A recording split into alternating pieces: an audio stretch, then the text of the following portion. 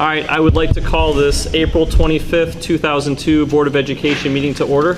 Jeff, please call the roll. Ms. Huffman? Here. Mrs. Conklin? Here. Mrs. Lavalette? Here. Mr. Feller? Here. Mrs. Johnson? Here. Now we'll do the Pledge of Allegiance. I pledge allegiance to the flag of the United States of America and to the republic for which it stands, one nation, under God, indivisible, with liberty and justice for all. Thank you. And Dr. Molly, we're with you. Thank you, Mr. Feller. Good evening, everyone. It's so nice to see so many folks out joining us this evening. Just wanted to give a brief superintendent's report for this evening. An update on our strategic plan. It has been an ongoing process throughout the entire school year. A couple of weeks ago, we met for an all-day retreat and we finalized our areas or specific goals, areas that we will be addressing.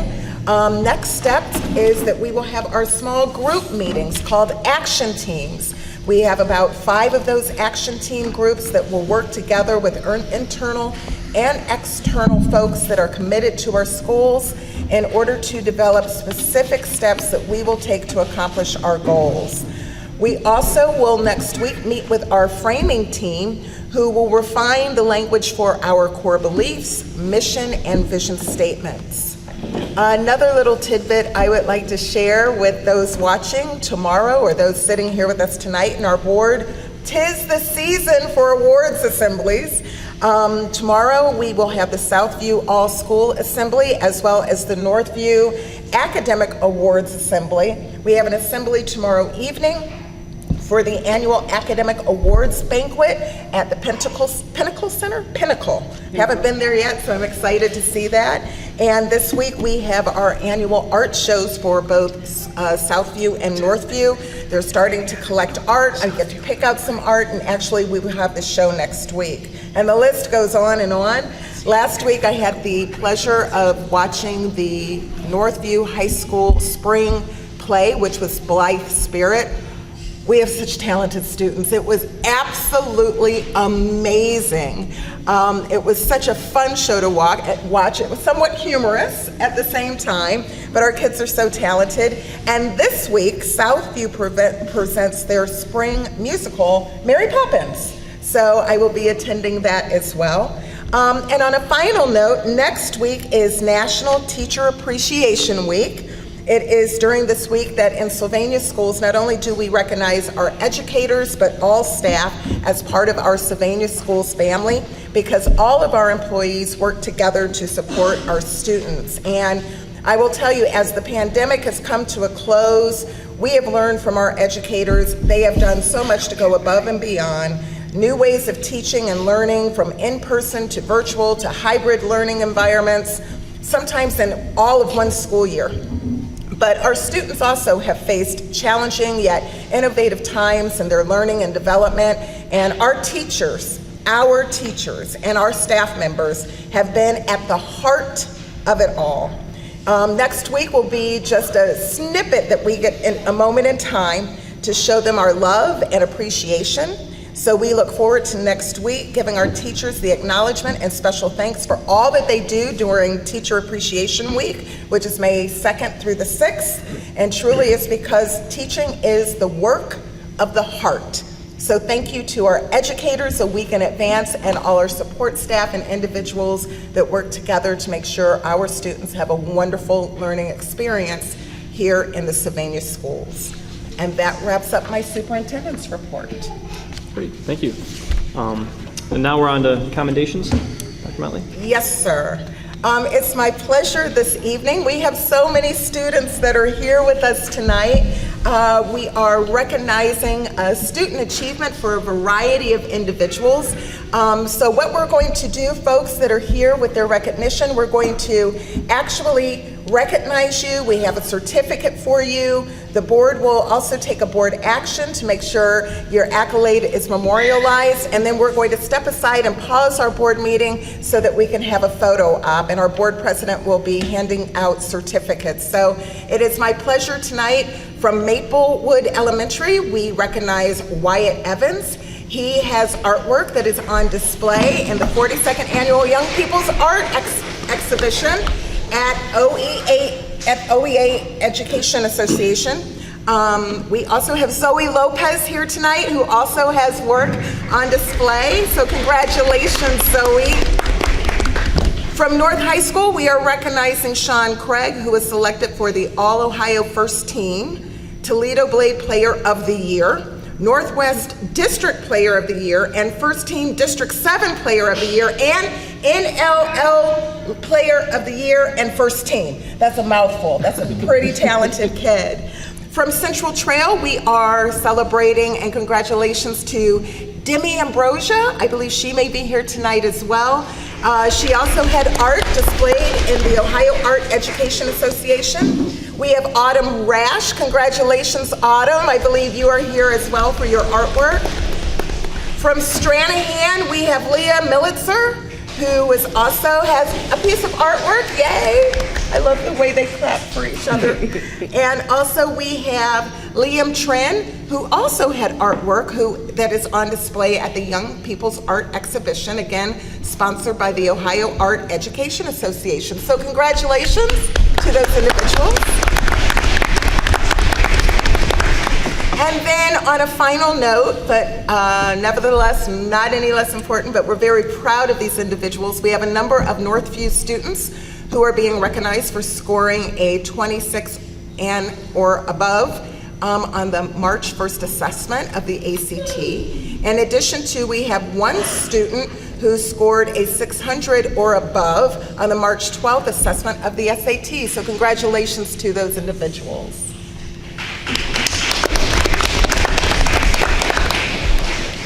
I'll move approval. I'll second. Any discussion? Congratulations, we're so proud of you. Great job. Yes, congratulations to everybody. Jeff, you want to call the roll? Ms. Huffman? Yes. Mrs. Conklin? Yes. Mrs. Lavalette? Yes. Mr. Feller? Yes. Mrs. Johnson? Yes. Fantastic. We're going to pause a bit and we will have individuals come up front and we will do a quick photo op. Mr. President. There you go.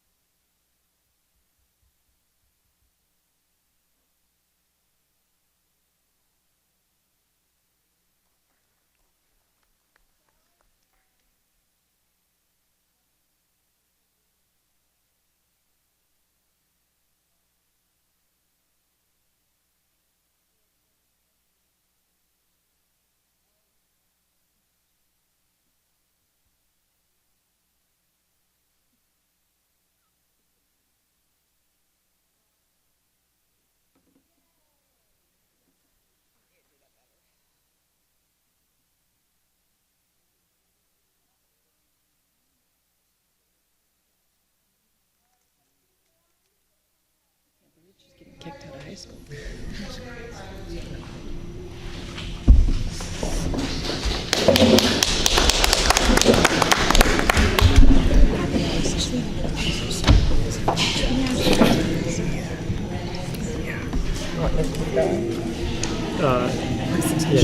you want me to introduce the presentation? Okay, we'll let them clear out here.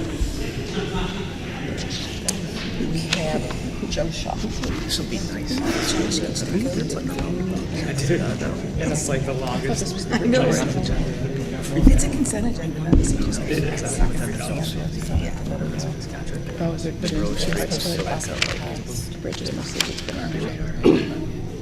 All right, now, next on the agenda, we have a presentation from the City of Sylvania for the Silica Bridge project. Joe?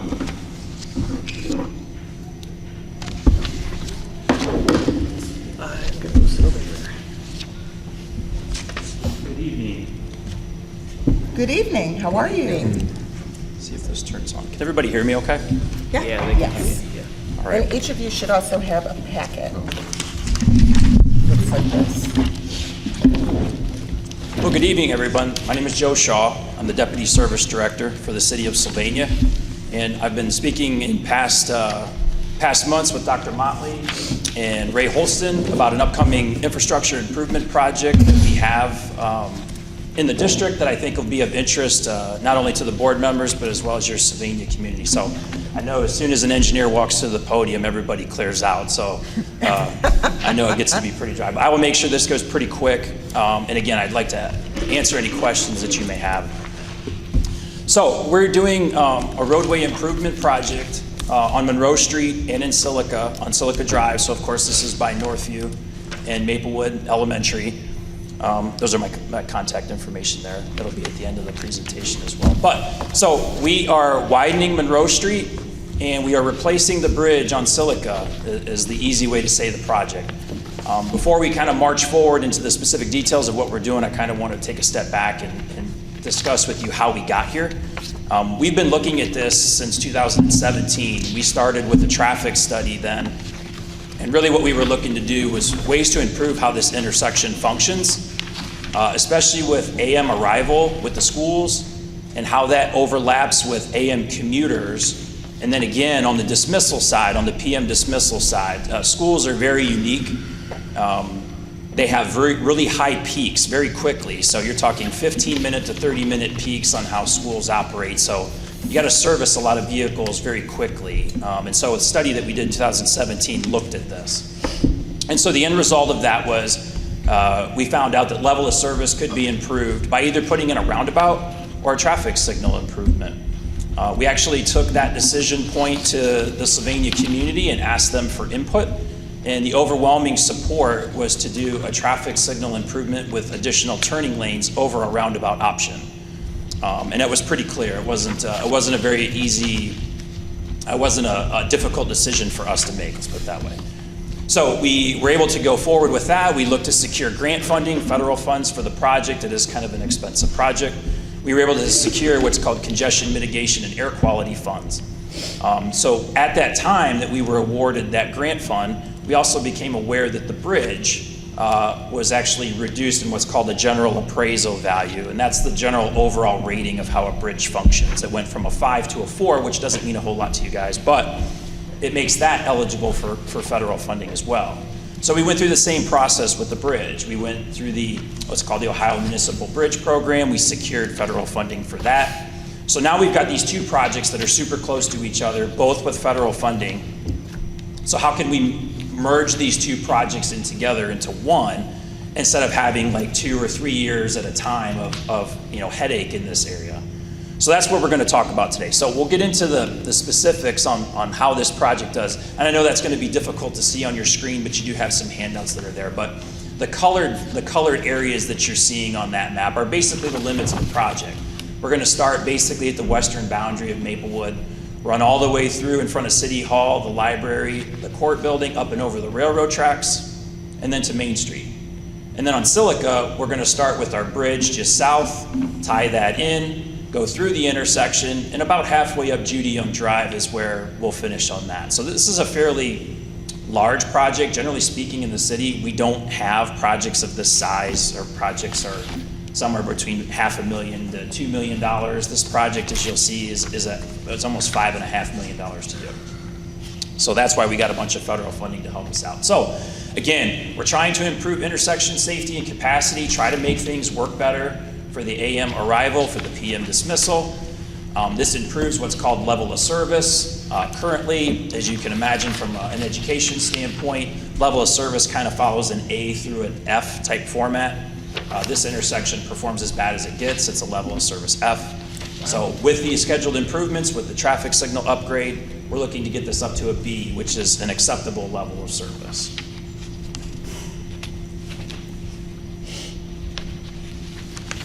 So this is what Monroe Street will look like. We're going to add 2 lanes in the eastbound direction. The westbound direction will still have 1, and you may ask, well, why are you adding 1 in one direction and 1 and not the other? And really it ties down to Main Street. Our inability to add a second westbound lane at Main Street's intersection with the close proximity of Key Bank, it doesn't allow us to really fully improve the westbound direction like we would want to. It's a pretty big obstacle. The eastbound direction is a lot easier, so that's the target of this project. So to zoom in a little bit, you can see that the main things that I wanted to point out on this slide was as it relates to the schools. You'll see at the bottom left-hand corner of the intersection, or southwest corner, is the overflow parking lot that Northview uses. As a part of this project, we anticipate that area is probably going to be used for construction laydown by our contractor, both the bridge and the roadway. So there's going to be a period of time where that parking lot is not accessible to Northview students. And I'll talk a little bit about how we're mitigating that damage. We've worked with Dr. Motley a little bit and Ray on this discussion a little bit, but we'll talk about that. And then the other thing I wanted to point out too is the purple shaded area up at the top. That's a new access point from the City Hall parking lot to Judy Young Drive.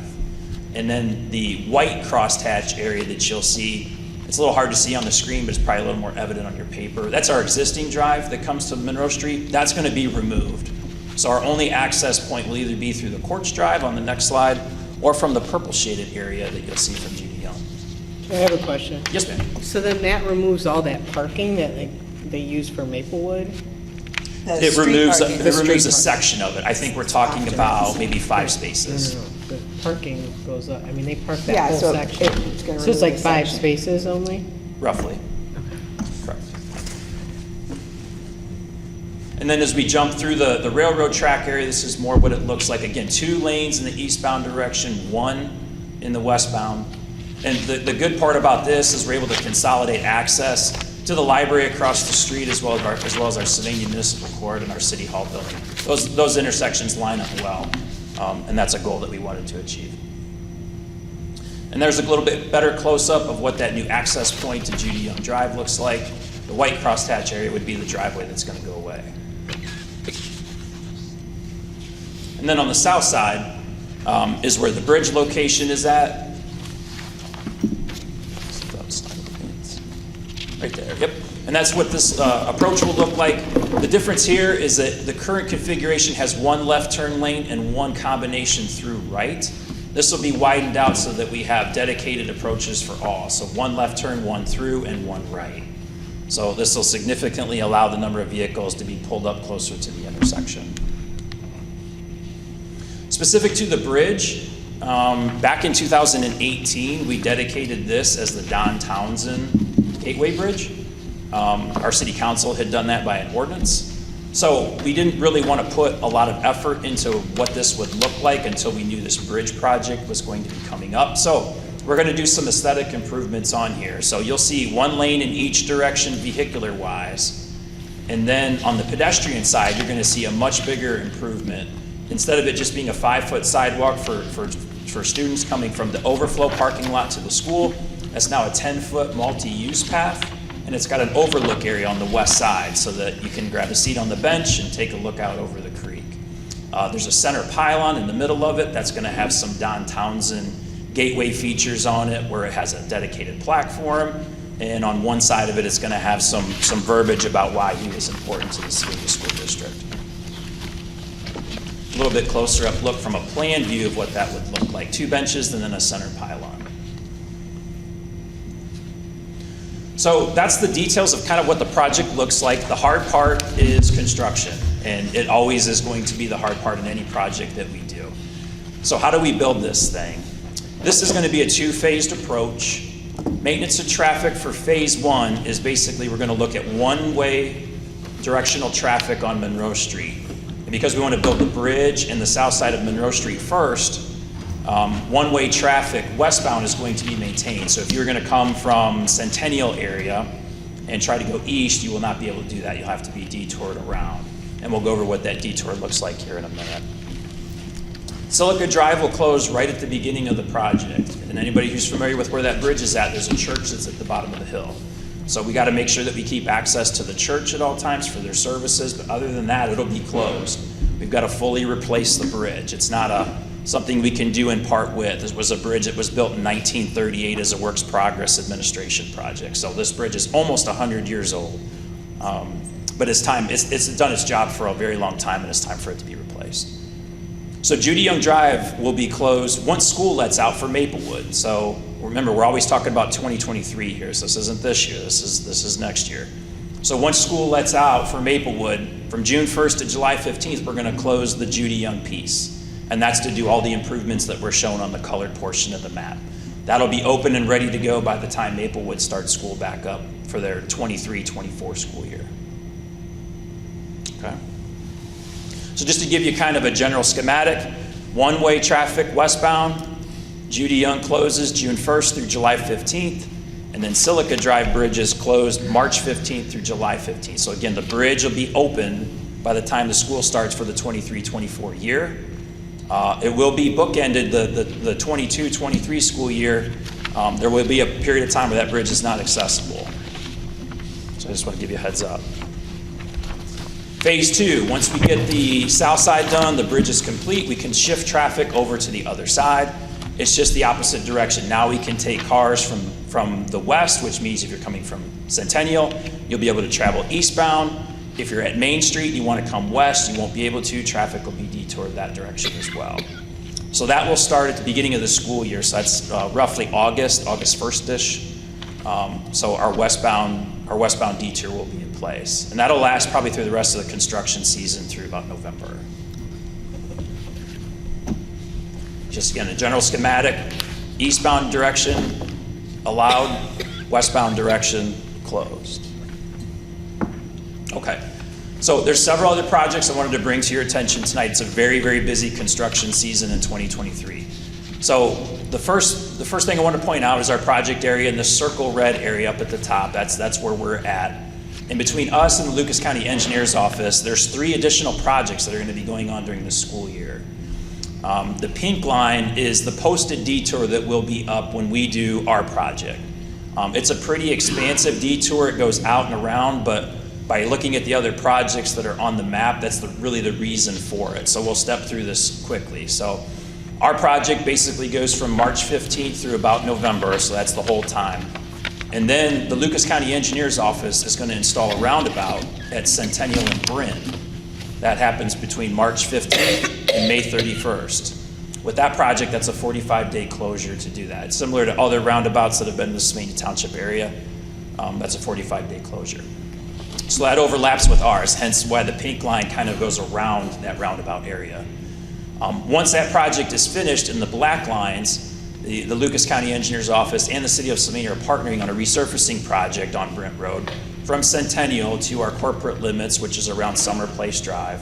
And then again from Silica Drive through the railroad tracks. And then those will start in the summer when school's out, June 15th through August 1st. So busing really won't see an impact with the black projects there. And then once school resumes, Mitchell Road is going to be resurfaced by the County Engineer's Office. That's the blue box that's there. That's August 15th through October 31st. So this is going to be a whale of a job to coordinate all these together. We're doing a really good job to work with the County Engineer's Office. It's a lot to get done. These projects all have not just local funds, but federal, so the dates that they get constructed are tied. But it just so happens that's how it all comes together. So that's our almost $5.5 million project. Next year, I want to remind everybody this is next year. We're not springing this on you right now. So That's the general overview of the project. I hope I didn't take up too much time, but I would be happy to entertain any questions that you may have. I have a quick question. Deb and Jim, have you guys started looking at, because the bridge is going to be out for a period of time while we're still in school next year. I don't know if you guys have had a chance to look at that yet or not. We knew about it, and that's something that we'll be looking at this summer. Okay. Yeah. Okay. So one last point, if there's no other questions, is what we'll do is we've done this presentation to Sylvania City Council. They've gotten their hands around it. We're giving this presentation to you tonight. We will record this presentation and put like some audio to it and try to make this around a 10 to a 15-minute consumption. And then we're going to post that on our website. We're going to have this out in our utility bills. And then I'd like to continue to work with Dr. Motley and Ray on trying to distribute this to the Sylvania schools community, especially targeting Northview and Maplewood students, so that parents can consume this at their leisure if they're interested. So The yes, ma'am. the Silica Road closure isn't going to affect the entrances to Northview, is it? Just the bridge? Just the bridge, correct. Yeah, you'll see the road closure barricades almost right just past the Northview Drive. Okay. Any other questions? All right, thanks, Joe. Appreciate Okay, it. thank you. I Thank you, appreciate your Joe. time. It's good to see you. Thank you for the information. Stay home in 2023.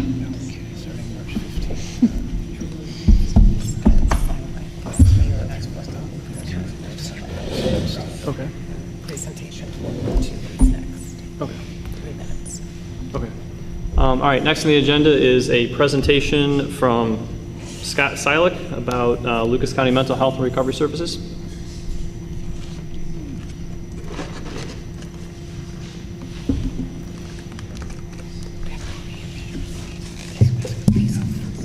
Well, we'll just make this work, if that's all right. I don't have a PowerPoint, but if you wouldn't mind passing those around, that'd be great.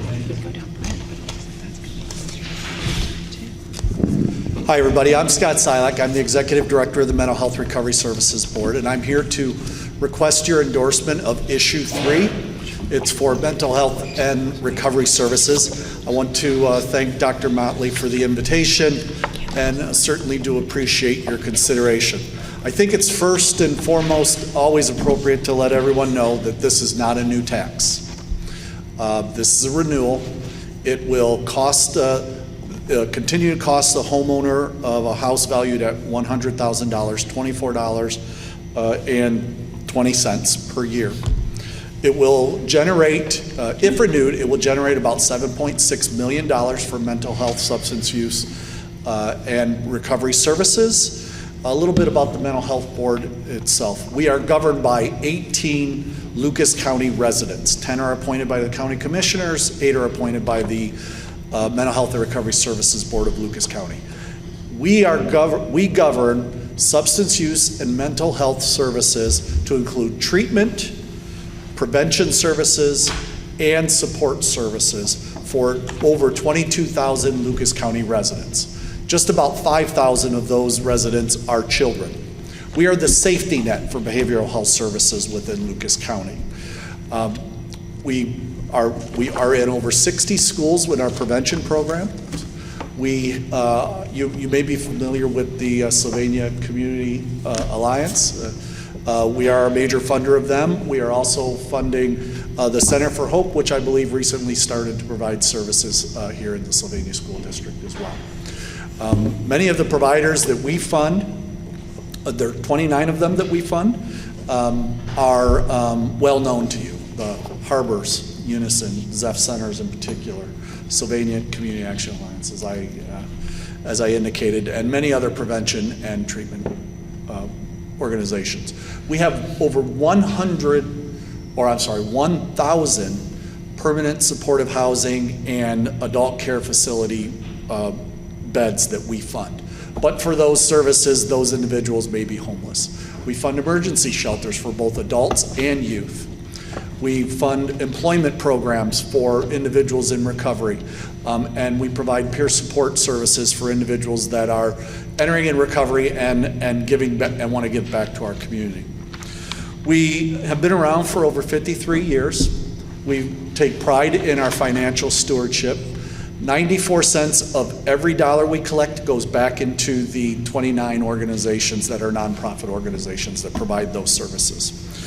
We are on the ballot on May 3rd, and this levy expires in December of 2022, so it's within the time frame, and it makes up about 25% of our discretionary income. So with that, I'll stop and request your endorsement of issue 3 and be happy to answer any questions. Thank you. Thank you. Thank you. No questions? I'll move that we endorse this renewal levy. I will second. Any discussion? All right, Jeff, call the roll. Ms. Huffman. Yes. Mrs. Conklin. Yes. Mrs. Lavalette. Yes. Mr. Feller. Yes. Mrs. Johnson. Yes. Thank you. Thank And thank you for the Thank you. invitation. Absolutely. Can we, for the next presentation, can we yeah, I was gonna- move the podium so that everyone can see? Yeah. Sure. Like right to the front, or just? Yeah, just so that everybody can see. I can't see who's already. It should be in the middle, like faces. Sure.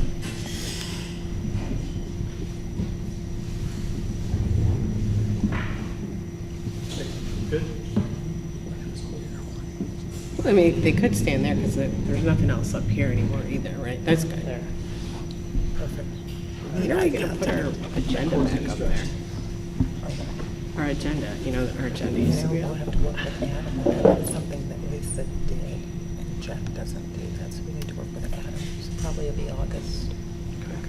All right, now we have a transportation presentation. I like the visual. You can see it, especially at the Should be up there. I like it. Or anybody sitting out here. should be able to watch us. Yeah, I know. Because so they can start it up next time. Good evening. This is in here. Sorry, my slides aren't working here real good. I'm here to speak about a multi-step plan and changes to the transportation department with the hope of reaching our goals. Our goals are to provide safe, efficient, reliable, and sustainable transportation to support the educational process. I've brought my assistant director, Deb Nish, with us. She's serving as my historian for routing, being new. I don't know if I'm still new, but I'm in my second month. I've used her a lot in the history of our routing and what works, what doesn't. And together, we've developed a plan that we think will work for the district and that will be sustainable. As always, safety is our priority. I will talk about safety constantly in this slide. Parents and students should be able to rely on us. We want to be reliable. We've fallen short of that, I believe, lately. Reducing 12 open positions has helped us with efficiency. We still need to work on efficiency, and we'll continue that as open positions come. We'll see if we can absorb open positions. And then last, we want to be sustainable. We want to prepare for all the retirees coming or people leaving. We just want to have people ready to step into the position. So I'm going to present several fixes. The fix plan A, number 1, retain and attract drivers. Pay most contracted drivers a minimum of 6 hours a day. Right now we're competing with Chick-fil-A. We're competing with other agencies that will provide competitive insurance and pay a wage that people can live on. The 6 hours a day, I feel, will bring us to a point where we can compete with factories, we can compete with other 8-hour-a-day agencies, because one, we want to attract people that care for kids, but also people that have kids.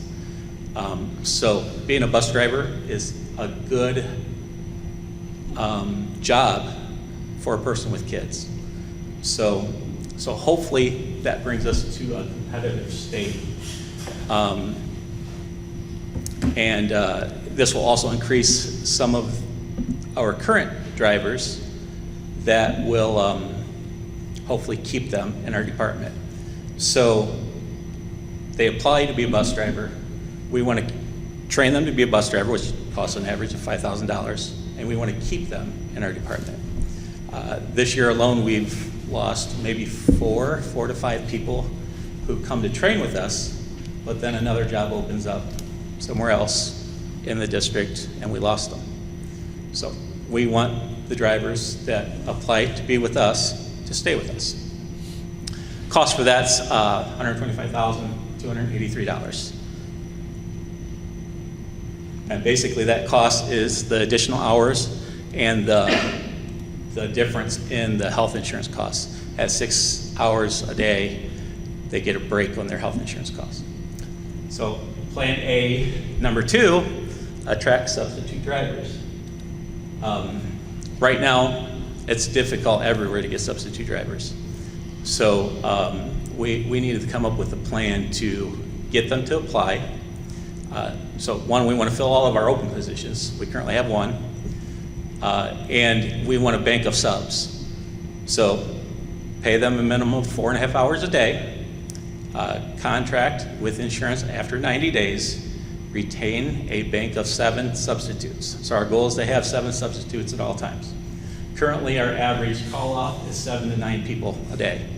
So 7 substitutes will help us tremendously in filling all of our routes.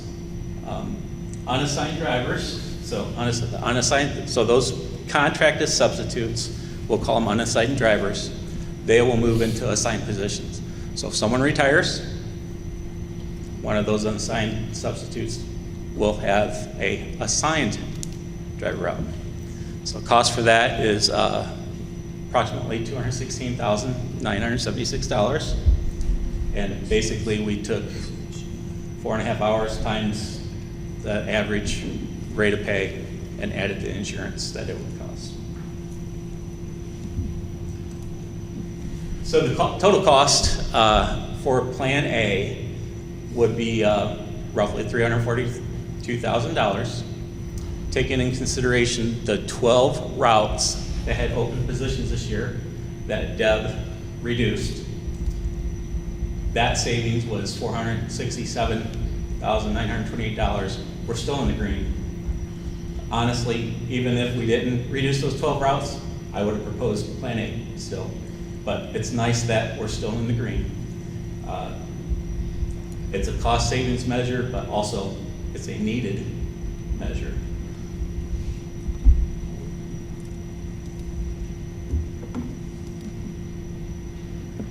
The fixed Plan B. Again, this is a multi-step approach. I hope Plan A works, but we need a Plan B just in case we have 19 call-off, which we've had this year. So Plan B, fill drivers' absences with a 2-tier per school route. So currently we have what you call a 3-tier route. High school, middle school, elementary. So we have a tier each time. My proposal adds a 2nd tier to each school route. So in order to do that, extend drop-off and pickup times 30 minutes before and after school. Use half the drivers for an early run, the 1st tier. Use somewhat, half, whatever works in the routing for the 2nd tier, later tier. Then we'll drop off the high school, do the same for middle school, do the same for elementary, when possible. This is after hearing the Northview construction. This is where we might be able to work around that by maybe sending less buses to Northview so we can fill up that first bus and drop at Northview and maybe fill up a 2nd bus, fill it, and go to the middle school. So the Northview bus will take a little bit longer, but maybe we send less buses. So dismissal also. So again, just thinking out loud, that will provide us some flexibility. It's good to have flexibility in transportation.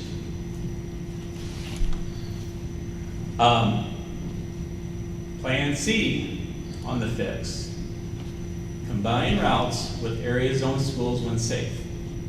So I call each school a zone school. So Northview, for instance, that's a zone school. Northview has its own zone. Northview combines with Arbor Hills, per se. So kids that come from Arbor Hills go to Northview. We actually used this the other day because traffic was so backed up at going to Northview, the buses were about 20 minutes late getting there, just from the bus garage to Northview.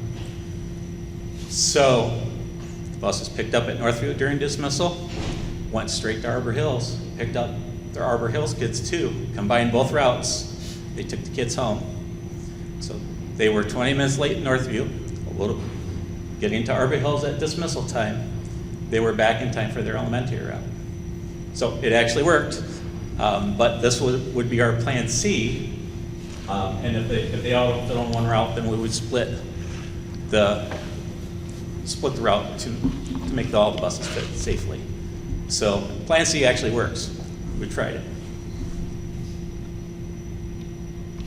Not the desired effect, because you could have elementary kids with middle school kids and full buses, but when all else fails, go to plan C. So those are the fixes to staffing and the fixes to help us not cancel routes. I never want to cancel a route again. We've come close, and we've canceled some before spring break. We've come close, and we've muddled our way through it after spring break. So plan A, plan B, plan C are to help us keep from ever having to cancel a route and to be consistent. Several routing changes need to happen. They needed to happen before my proposed plans, but it will help to make the plan successful. So routing changes. All non-public schools become shuttles. Most of our non-public schools are already shuttles. That means they ride a bus, a Sylvania bus, to, let's say, Southview, and then they take a bus from Southview to their individual non-public schools outside of district.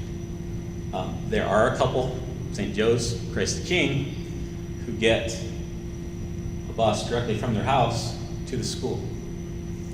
So state law just basically says they deserve the same transportation as Sylvania school kids, the kids that attend Sylvania schools. So taking that literally, we're putting them on Sylvania buses, Sylvania school buses, to go to Sylvania schools where they'll hop on a shuttle to go to St. Joe's Christ the King. Can I ask a question? How many buses are going to St. Joe's and Christ the King now? Currently 5 to St. Joe's, 3 to Christ the King. Okay, so that's 8 buses. That's 8 buses, yeah. Okay. And I'm hoping, now we'll have to add maybe a high school route that's 200 kids, 250 kids. Maybe a high school route, maybe 2. But I'm hoping that takes place of the people that are due to retire this year. And do the times line up, like their start times? Yes. For like? So they could ride the bus to like Northview, Southview, then catch a shuttle to St. Joe's Christ the King. What time does St. Joe's or Christ the King start? Does anybody know? I don't have those times, but they match the drop-offs For high school. for the high school, and they match the dismissals for the middle school. Okay. So So they if do they match. match the dismissals for the middle schools, then they would take a shuttle from their school back to To the middle school. Arbor Hills or something. Yeah. And What then- are middle schools in their zone, basically? So. Yeah, so they'll in a sense, ride buses with their friends that attend regular ed schools.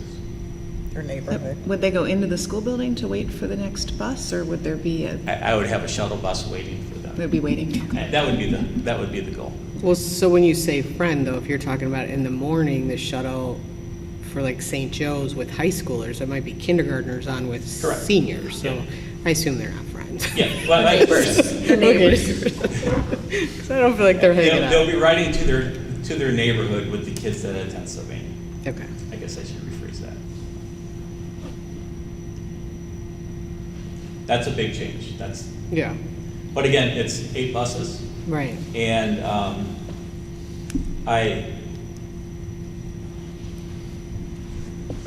I anticipate, we currently have 8 to 10 drivers that could retire Right. this year. Next year, we could have 8 to 10 drivers retire also. But I'm hoping you get some more in that time. So, I'm sorry. I'm hoping you get some more. Yeah, me too. And that's the goal, to have that bank, Right. to start recruiting now so that we're prepared for that. It's going to be tough to have that bank Right. by the end of summer. So that's why I'm hoping that we'll have some reductions with this to kind of make up for that. Second routing change, pool stops in neighborhoods. Basically, that's a load and go approach. We have several neighborhoods on a street that we have 5 families that could walk a half a block to get to a stop rather than picking up at 5 individual stops. Average stop is 1.5 to 3 minutes, depending if you're ready. So it can amount to a lot of time savings. That time savings is going to help us on that second tier, or vice versa. I prefer stops at houses rather than corners. That's the safest, in my opinion. There are corners that are safe, but again, there's that safety word, it must be priority. Right there's an example of pool stops. The bottom right, shaded pink, you'll see there's 5 small dots leading to 1 big dot. That's a pool stop. It's also a cul-de-sac. This is the Farm Brook area right beside Sylvania Southview. I'm going to use this many times. But there's an example of a pool stop. We have a lot of pool stops already. It's just not consistent district-wide. So we would like to be consistent. And again, that safety word is the priority. So can you go back to that? I have questions. So those bigger dots are where the stops would be? Those are the bigger stops, yes. Like where you're proposing? So Yes. how And the much little dots. distance is between those dots? Like, that seemed pretty close to me. It varies. I'll just say this, because I measured this one. The orange number 7. You see the orange number 7? Yeah. It's the furthest orange dot from Sylvania Southview. Okay. So going by the roads to Sylvania Southview is 0.73 miles. Going from that same dot to the red dot number 3, which is below it, is 0.21 miles. So the distances vary, but there's safety considerations there that we want to look for. Sidewalks. Sidewalks aren't required, Right. but in this area there's sidewalks. Traffic flow. Is it heavy traffic? Is it light traffic? Speed limit.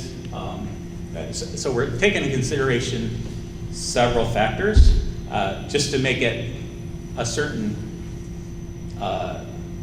distance to walk from.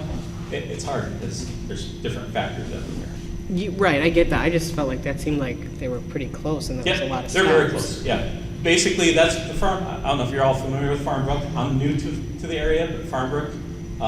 If you see the arrows, the red arrows going up, that's McCord Road. Right.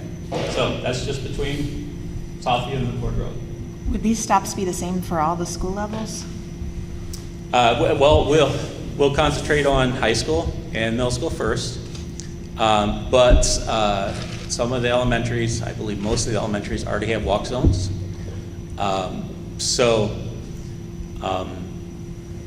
We're going to look at everything, but we're going to focus on high school, middle school first, and go from there. So let me understand what you just said. These would be, you're focusing on bus stops for high school and junior high school? I skipped ahead. These are actually pool stops. So there's elementary pool stops. There, we'll do pool stops across the board. But looking at more at walk zones for elementary kids? There are walk zones already for elementary kids. Define walk zone real quick. We'll get to that next Okay. slide. All right. But basically, we'll call it a non-transportation zone. Got it. Around the school that's within walking distance is basically the definition. of that. So are the pool stops the same for all the grade levels? I mean, are the buses going to be stopping at the same stops for all the grade levels? No. Okay. So Middle that- school, high school, maybe. Again, it depends where it's at. If it's a cul-de-sac, so that bottom right cul-de-sac, yes. And Jim, those pool stops aren't the same now for like junior high and elementary, No, Correct, yeah, because Yeah. I just think of my neighborhood. Right. Junior high stops at a different Some of spot than them, some of elementary. them are the same. But- Some of them but are not different. all of them. Again, it depends on the neighborhood. Okay. But like that cul-de-sac, yes, we wouldn't drive down that cul-de-sac. Okay. So. Here's the non-transport zones, I'm sorry. So some schools already have this in place.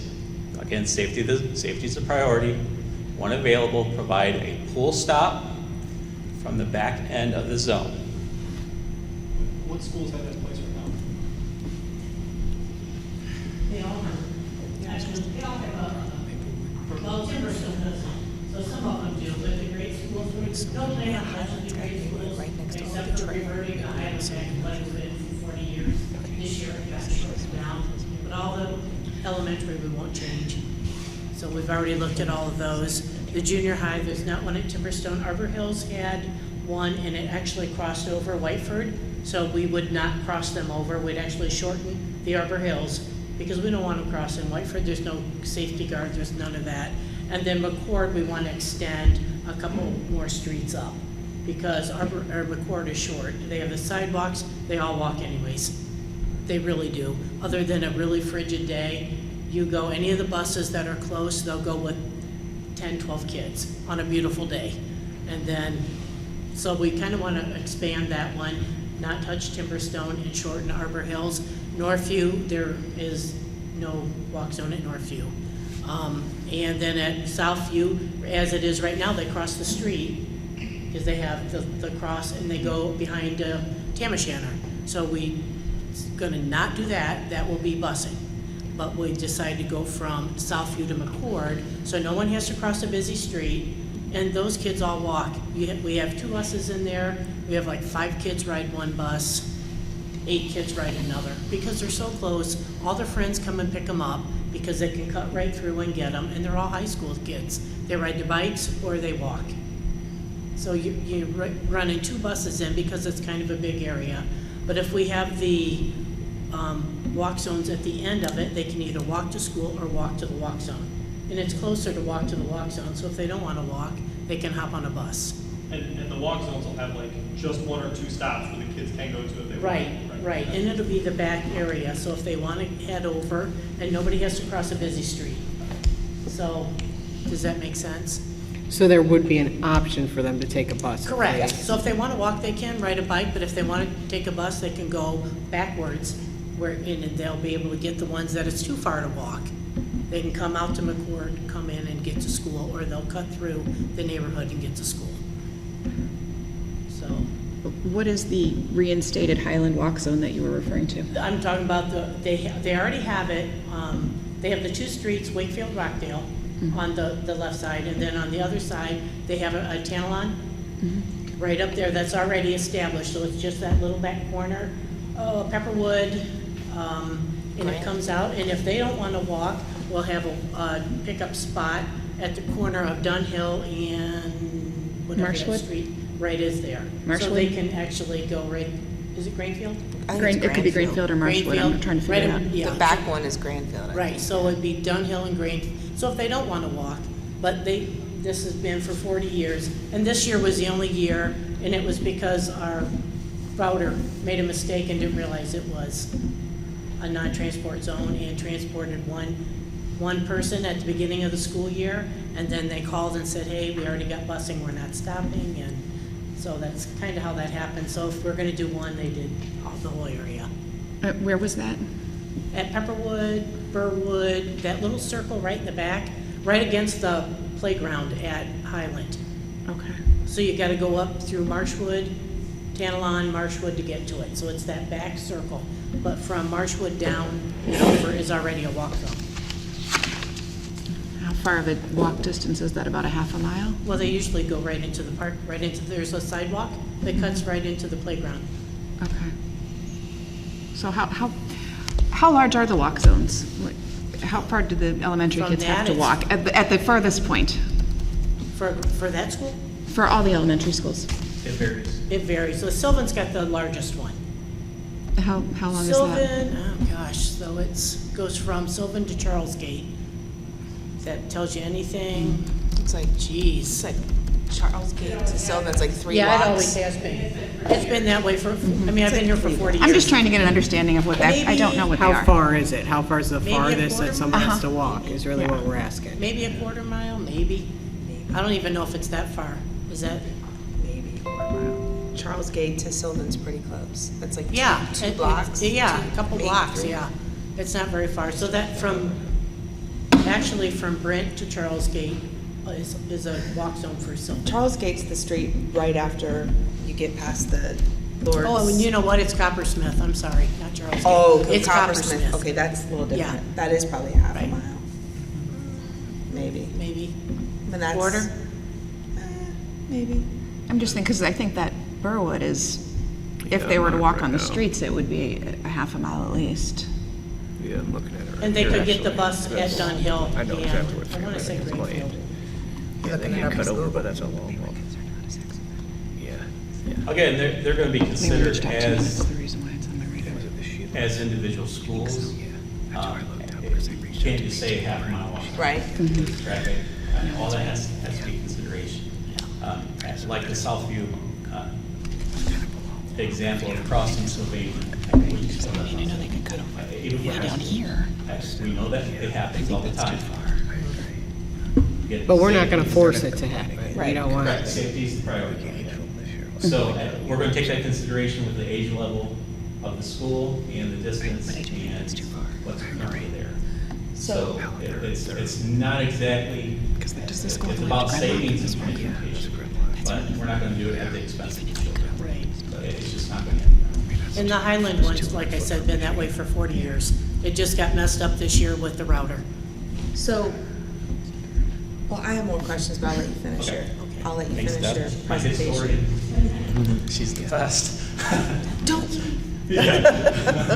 So this is another, the same map of Farmbrook. So there's 11 stops in that Farmbrook area. 57 kids live in there, not even close to 57 right. 2 buses currently go in that area, and then they go out into different areas. And so we have 2 buses driving all those roads, making all those stops currently. This is a proposed walk zone. So that entire yellow, orange, whatever that was, route is gone. We now have 1 bus that, I would actually change some of those stops a little bit, but there's 4 stops that could pick up 57 kids. Now you remember I told you about that stop number 7 being 0.73 miles from Sylvania Southview. That child or those children could choose, where that orange 7 used to be, could choose to walk that 0.73 miles or get a ride or whatever they want, preferably walk, because we want to reduce traffic at the schools too.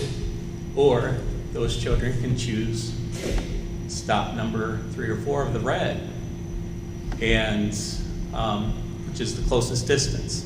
So they would walk 0.21 miles to their pool stop. So wherever necessary, wherever we can, we'll have pool stops at the back end of the walk zones. So they'll have choices. In this particular incidents, those 3 dots that are together, it's almost a mile from the school, which the treasurer will like that because we can report a mile or more and get paid for transportation on our T1 report. Within 1 mile, they funded it last year, but I don't know if that's going to continue. So there's a mile or more stipulation when we count kids for our reports for funding purposes.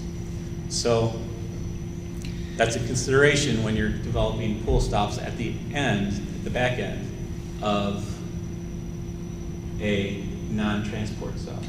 So the 57 kids on this example, is that 57 high schoolers or 57 period? Those are high schoolers. Oh, okay.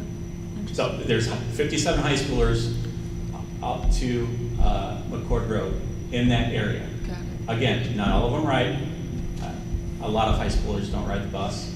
It's not a popular thing for high schoolers. But in this instance, let's say their mom took their car away, they can catch the stop anytime they want. It's a pool stop. So the fact that they know where the pool stop is, it's the big thing, and they can always ride it whenever they need to. Any questions on that? Does that help you with the pool stops? So if we do the pool stops, will people not have to sign up for the bus? Anyone who wants to, they can just go to the pool stop, right? They'll just be assigned. So with 57 kids, 2 to a C, if all 57 rode, there will be some 3 to a C.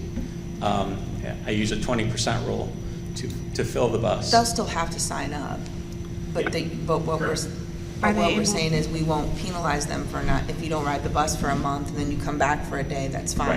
Right. Yeah. These post-pool stops are more like shuttles, but we still need a driver's list. We still need to have them documented on the route sheet.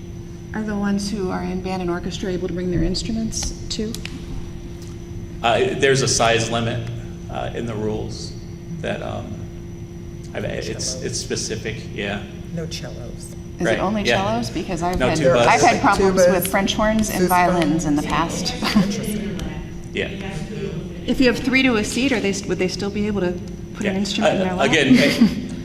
Again, you just use a 20% rule for high schoolers, just because you never get everyone riding. No, I get that. It's just, I mean, there are freshmen and sophomores who don't drive, and a lot of kids at the rarely high will they be school are 3 carrying to a these big instruments. Yeah, So.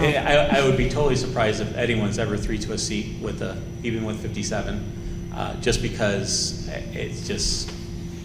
I use a 20% rule, but usually it's 10% ridership. So we could have 57 and only pick up 13 there. So. But this would be, if it was the high school bus, where we would be putting the non-public, like St. Joe's and Christ the Correct. King? That's where we may have to. Because how would that work? Add some buses Right. to make up for that. Yeah. Because We have the names of those kids, and we can implement them into the routing and still make it happen. So they could, if you considered the public or the private school kids, they could add to that 57. Correct. And would they do the shuttle stops also then? And then Yes. go to, so they could potentially walk 3/4 of a mile or walk to get to to get to Southview? Potentially we'd be sending elementary kids to walk 3/4 of a mile to get to Again, Southview to get that's on up to bus? their parents. The parents could have them go to the pool stops. Which are 2/10 of a mile. Yeah. Correct. But they could be in kindergarten. In a Right. neighborhood. Hmm? In a neighborhood. And again, if there's I don't know that there's any St. Joe's kids in this area, but I don't think there is. Is there one? Okay. If we knew there was a kindergarten area, we'd probably make a pool stop in that area.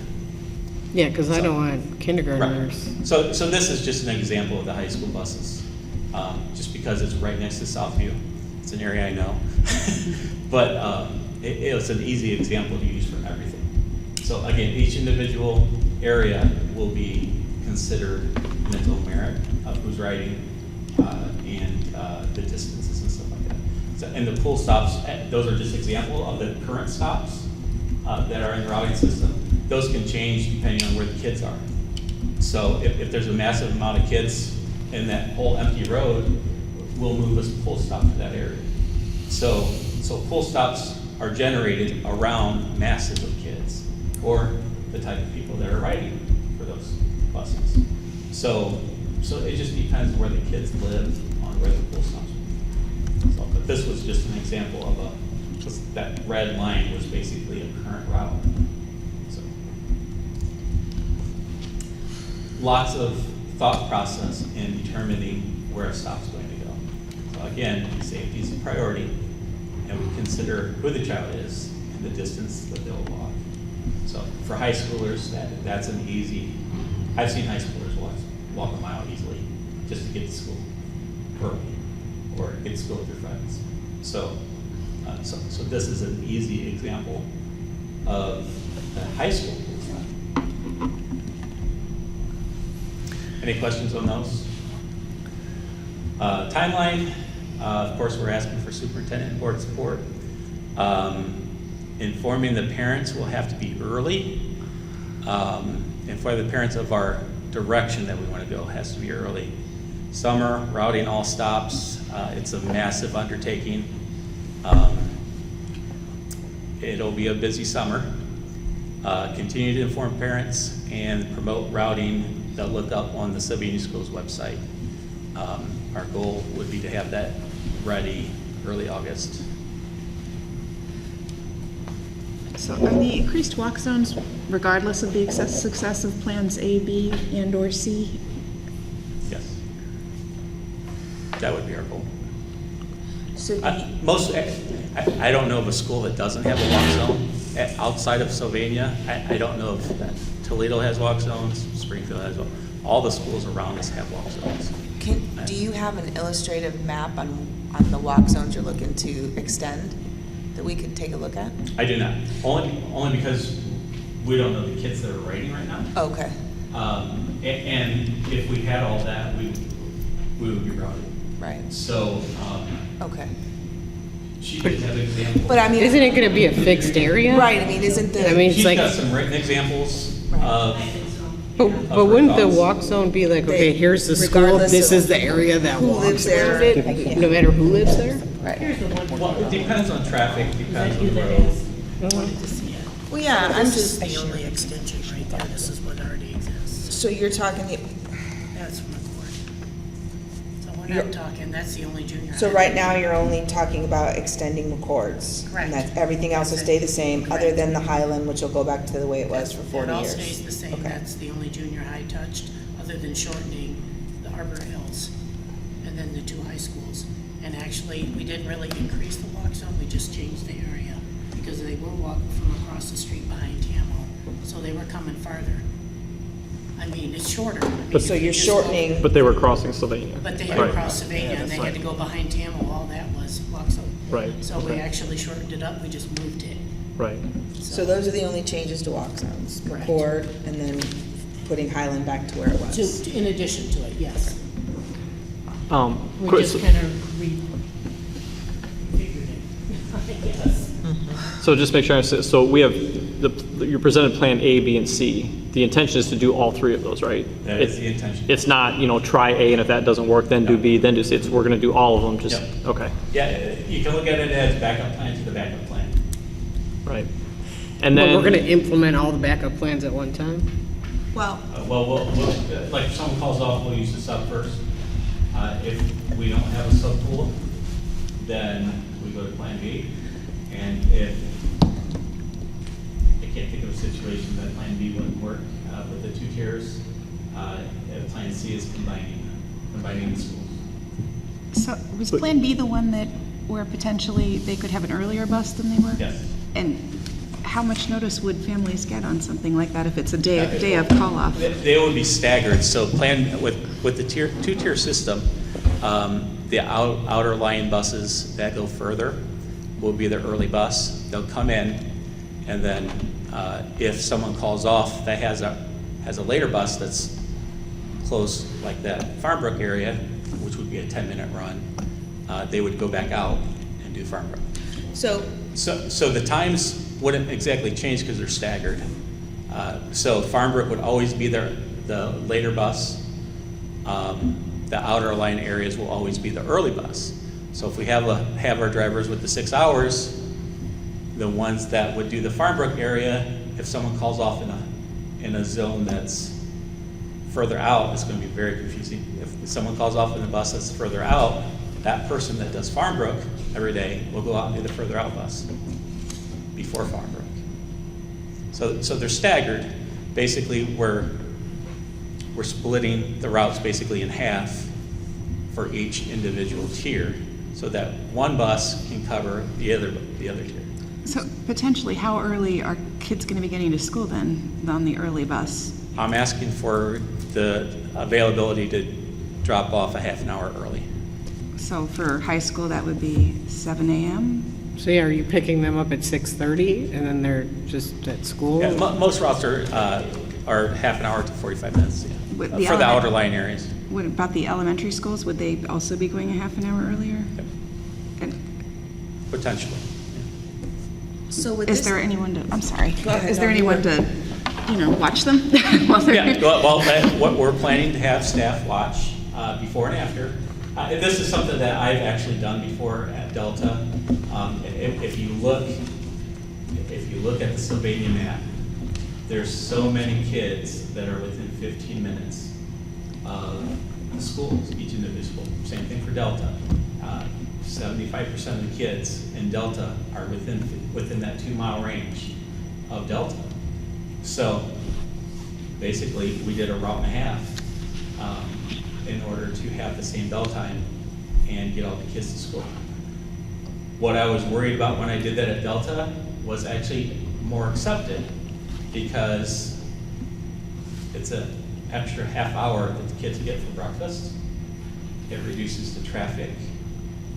In some cases, parents won't need daycare because they'll send their kids a half an hour early, and some will have half hour later. So it saves on daycare. The big thing is to have someone there.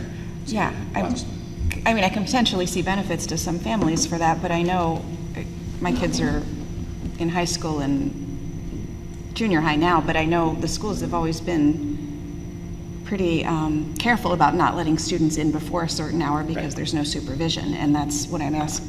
Yeah. Who is going to be providing that supervision? Some allow them 10, 15 minutes early, and some are 20. And they take it upon, the individual schools take it upon themselves to have supervision. So I'm asking for there to be supervision half hour before, half hour after. Okay. The half hour after, some schools already have. I believe Highland has someone that's an aide that stays there half an hour after for late buses, kids that haven't been picked up, stuff like that. I witnessed that my first time going to Highland. We had a late bus, and they explained that to me, that there's someone that's there. So again, trying to be consistent across the board with that, because some have them, some don't. My experience is that parents saw that benefit. The kids liked that benefit also because they got to hang out with their friends. At the administrators for the high school and middle school from Delta, they enjoyed it too because it prepared the kids for school. They got to hang out with their friends before classes. And if there was early teachers and stuff like that, they would have the kids that were there too, with studies even. So, don't know if that happens here or not, but it surprised me there because I thought I was going to get a lot of issues with it, and actually they liked it. So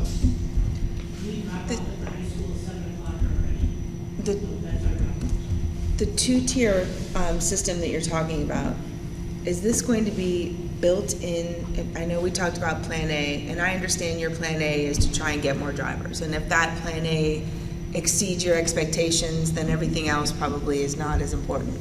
But is that correct? Correct. I mean, if we just suddenly get waves of drivers that come, Yeah, I mean, the two-tier kind of helps too because we can tier it so that we have a few drivers done early at elementary for trips and stuff like So, that. too. right, but my question is this two-tiered system going to be built into the routing automatically for, when you're routing this Yes. summer, you're planning this two-tier system? That's what you'd like to do, is to have it. So does this two-tiered system require us to change? We don't have to change any start times, it's just about drop-off times, allowing for the drop-off and having somebody there at each school to supervise. Supervised before and after, yes. Okay, and then Plan C, with respect to, you're going to implement all of that this summer if you get the board support and administrative support. And do you feel confident that this will address the drivers we're going to lose this summer?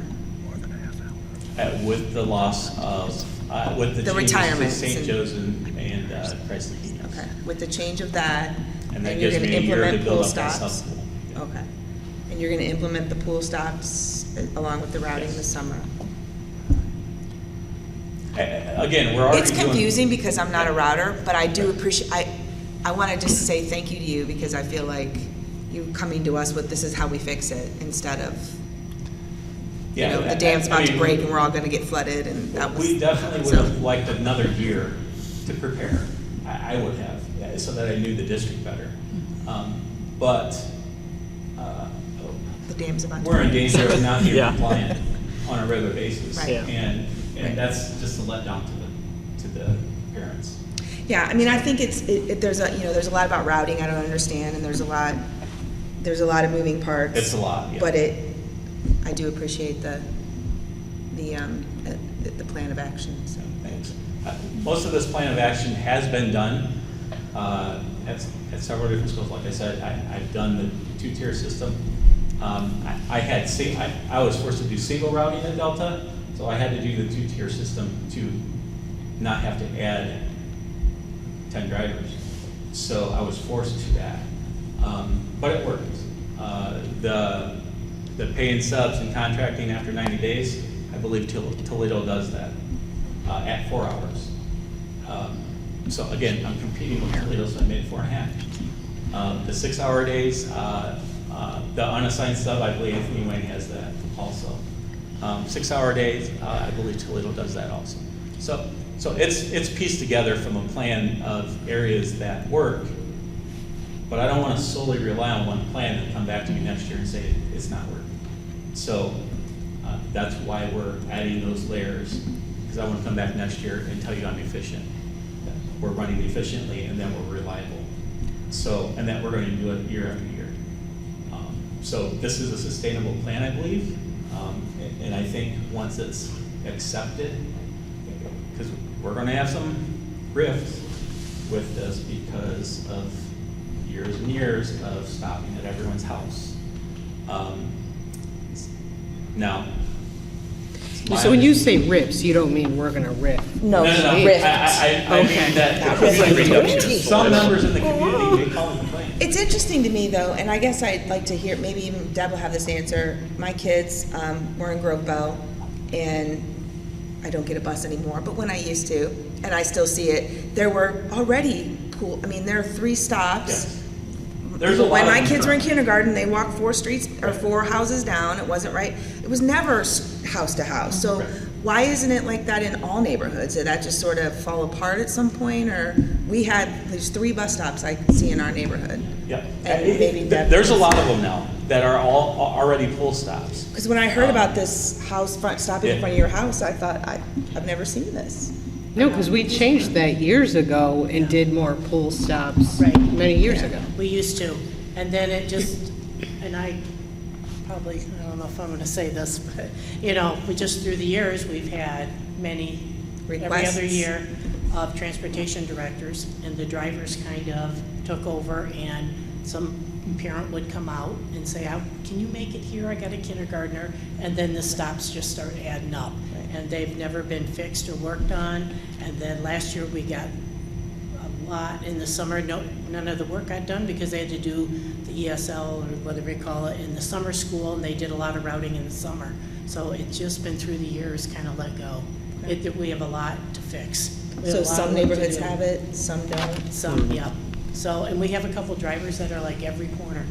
I'm not picking you up, you guys go to a corner and that's that driver and those kids go there and it works. And we don't have parents complain, but sometimes they want it they want it. You want to go down a tiny cul-de-sac, the bus doesn't even fit, but they do. Yeah. So we have a lot of work to do. It's definitely going to be challenging. Yeah. But again, once we get through this challenge, we adjust it according to the times, according to the need of the district as the needs change. But the goal is to make this long-term so that we can remain efficient, be sustainable, and be reliable. That's a big goal of mine, just to be reliable, because those kids have to count on us to pick them up. And they should never wonder where their bus is, or ever wonder if their bus is coming. And find out 20 minutes beforehand, Right, there's yeah. no bus. So that's not why there's good. 3 different tiers, 3 different plans, because I don't want to fail. I take that personally. So I know she does too. So it's something that we're very passionate about. The safety is something that we're very passionate about. And we're just not going to put children in any sort of danger.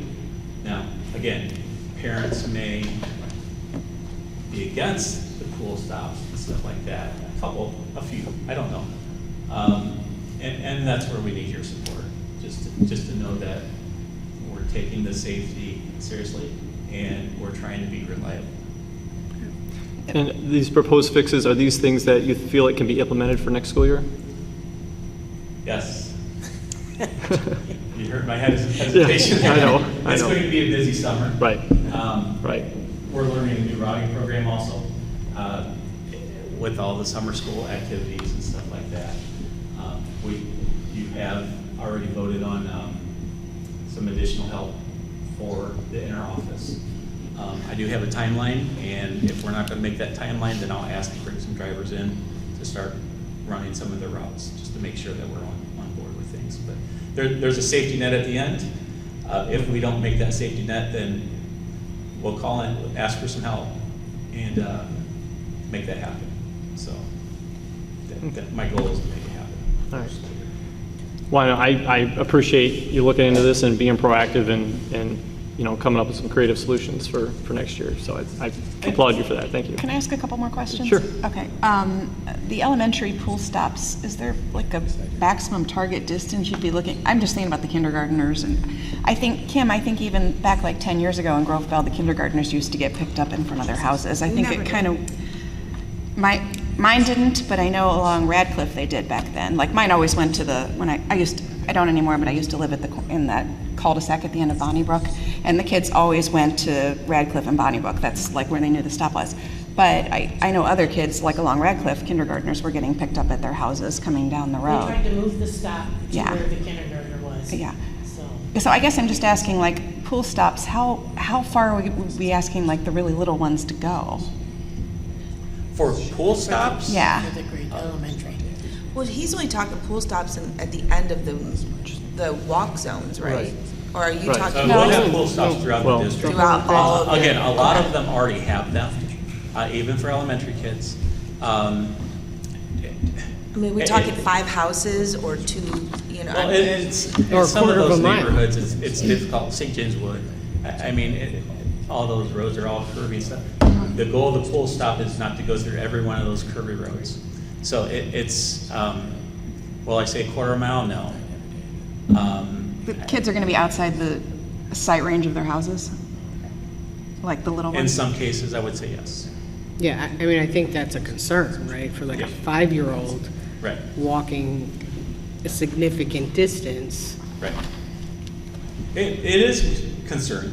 Well, you keep saying safety, so that doesn't feel Again, safe. yeah, it's a safety concern, but kids every day do it, even kindergartners. And typically, if the parent is concerned about the stop, the parent walks them to the bus stop. Or they have a bus buddy that walks them to the bus stop, or a brother, or a child that lives right next to them. Again, the pool stops can be determined by the cluster of kids. And then by that cluster of kids, we determine what part of that curvy road we go to. So for elementary kids, again, safety is a concern. Will it be the next house? Probably not all the time. Will it be in a cluster of 5 houses together that all have kids? Yeah. Well, yeah, I think that's the question. I don't think we're saying stop at every kindergartner's Right. house or every first grader's house, Yeah. but maybe when you're making those pool stops, it's closer to the kindergartner's house Right. or the smaller people's houses Right. than the 5th grader. Right. Maybe the 5th grader has to walk a little farther. It's hard to do that every year because we want to be consistent with our stops on a lot of times. But again, not ever having to go through a kindergarten time here, it's difficult for me to answer that. So it depends on each individual stop, I would say. I think your historian can tell you how that's going to And go. I know I drove that forever. So my stop would be at Radcliffe and Bonnybrook, Radcliffe and Westbourne, then Yeah. at the next stop sign. I just remember, like, So you're 3. yeah, I remember noticing other, like, little kids getting picked up at their houses. Just, I'd be standing at the bus stop and I'd look, just that there's historical precedent that people have an expectation about kindergartners being picked up in particular, Right. like right by their houses. The thing is that it seems to me that a parent is going to walk to the bus stop with the kindergartner, whether it's 2 houses down or 10 houses down.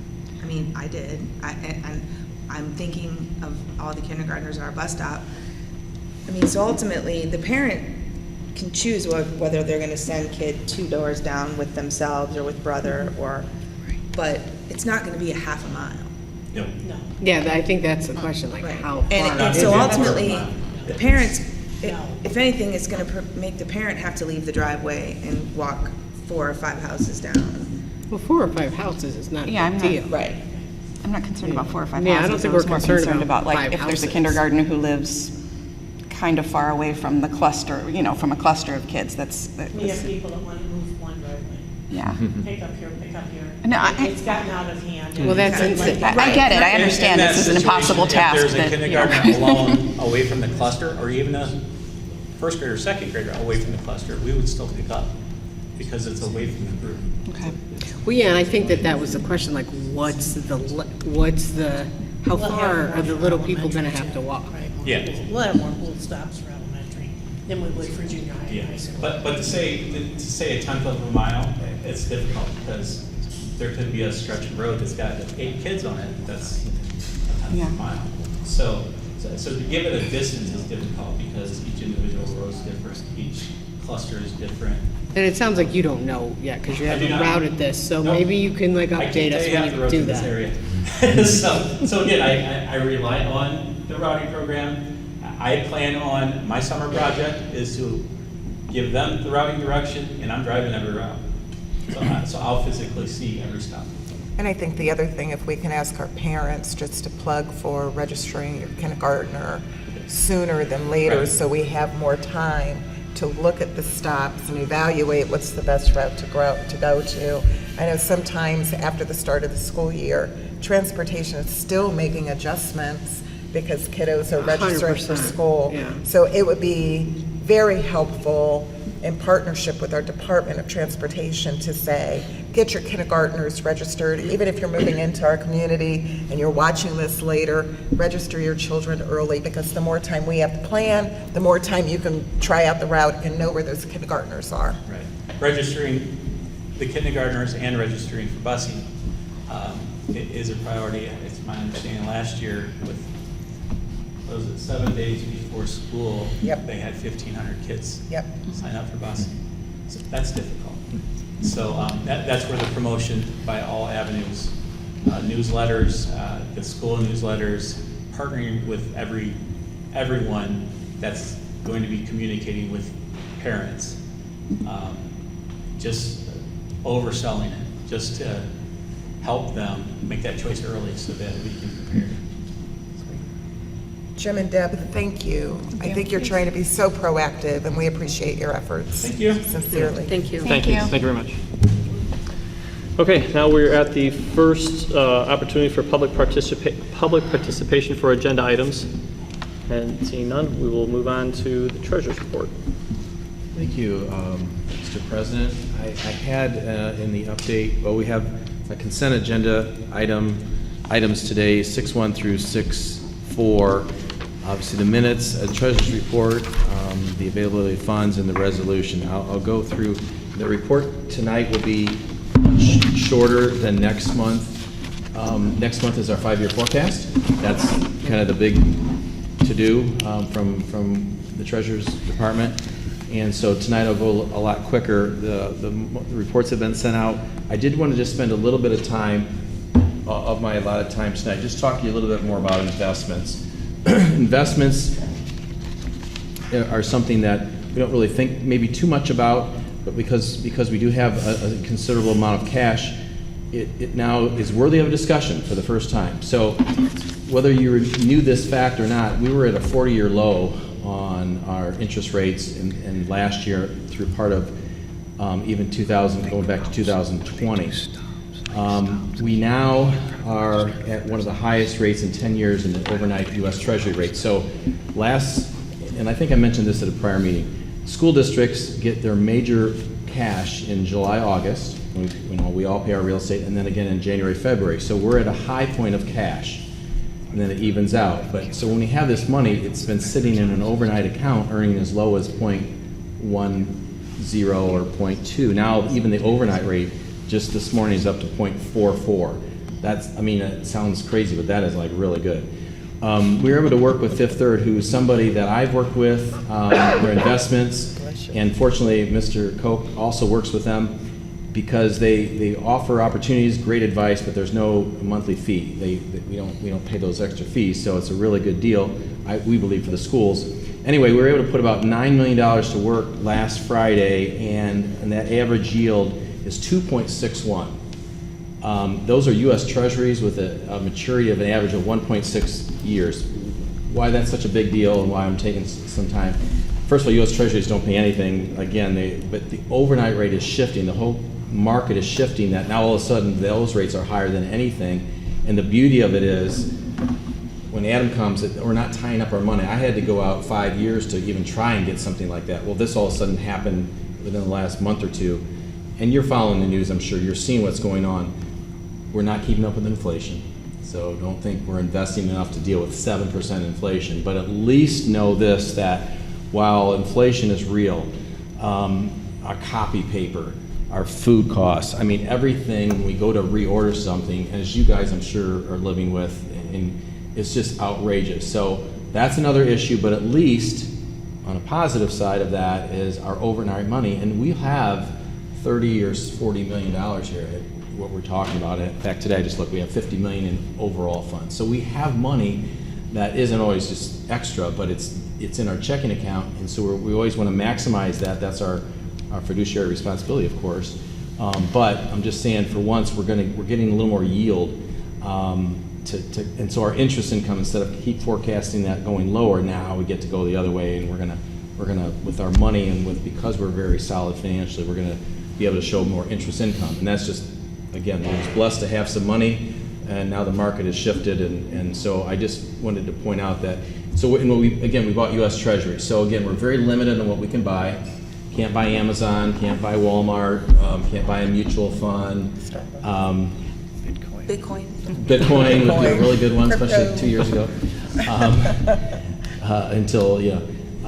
But what we can buy are very, the very secure ones, like the Treasuries and U.S. government backed federal home loan, things like that. So we're very limited on what we can invest anyway.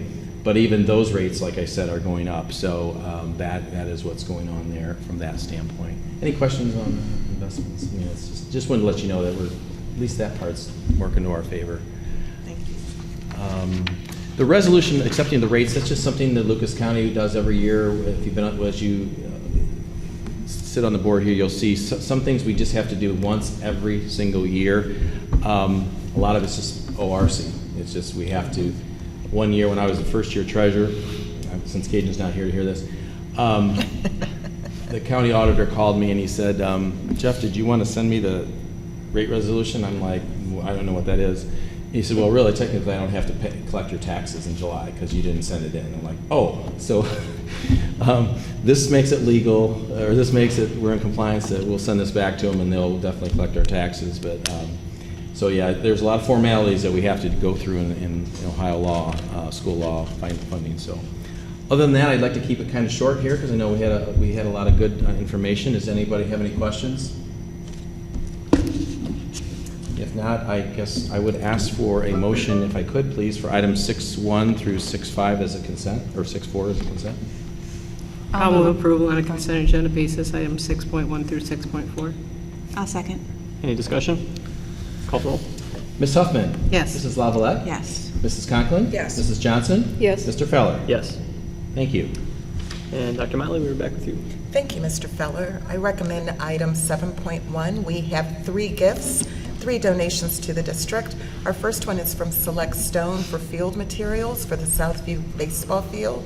They are donating ProSlide top dressing, DuraPitch mound clay, and special order brick in the amount of $6,000. So a special thank you to Select Stone for supporting our athletic field. We have a donation of a Girl Scouts mosaic to Central Trail Elementary from the Central Trail Girl Scout Troop. Megan Rhodes is the troop leader for that particular group of young ladies, and we're so thankful for that.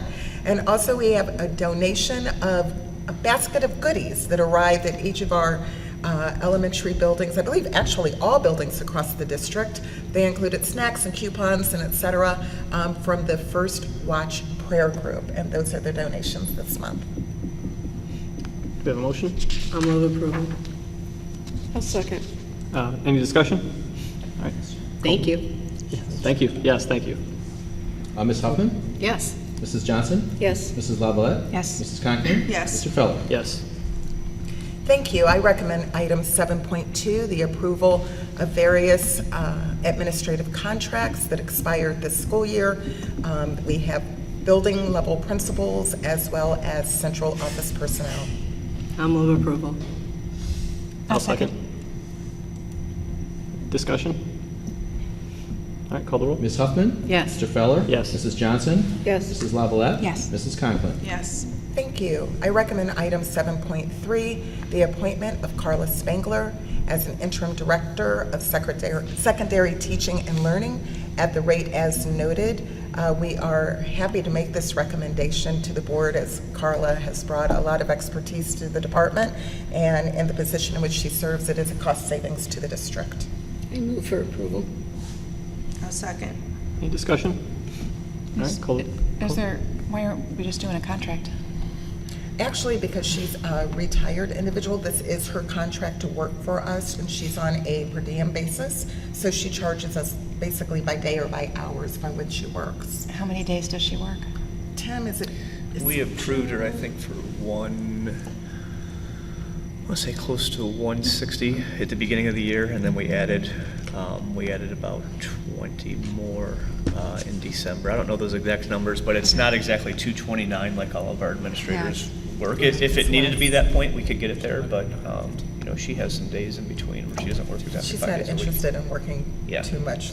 I mean, is that enough to have the position filled? Well, we do need continuity, and that's the one thing that she brings. If we were, I think I understand your question, that why didn't we go out and post? Is that what you mean? And hire? Why do we have an interim as opposed to Correct. having a Continuity. director? We need some continuity in that department with the work that she's doing. If we were to replace Carla, this would be a third director of secondary education in 3 years. And we need some continuity, not only for our career ed tech programs and our teachers. Is that, I believe I understand. Yeah, the I mean, I question. think, if I may, I think we love Carla and we think she's great. She's bringing great things to the district. Our question is, why is she the interim? Why not? Oh, make her change from interim Correct. to. She interim. Got it. Yes. That's the part I didn't hear. I'm sure we could remove the interim title. She would not be opposed.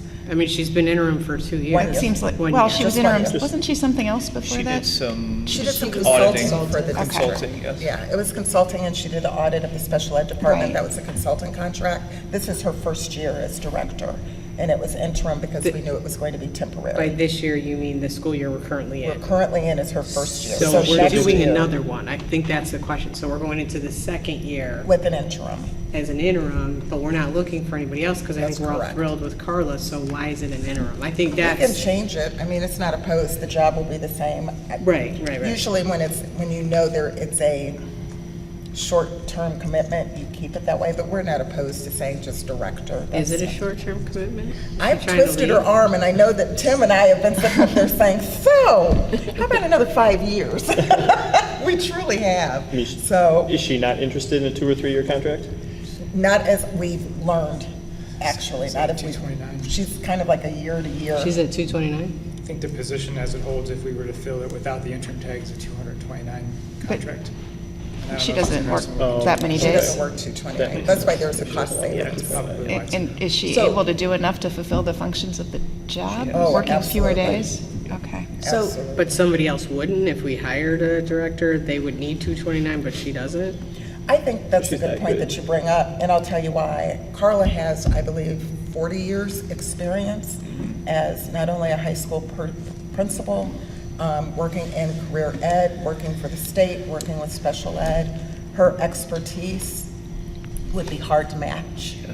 And again, Okay, we so brought, couldn't we give her a contract that's not 229 and give her, so if she can do the job in less days, I think we're all on board with. That's what we're presenting tonight, is a contract less than 229 days, Well, correct? this doesn't Well, say. there's no it just days on the says- thing. It doesn't say, it just Yeah. says. Did we attach a contract? No, it just says per No. diem. yeah.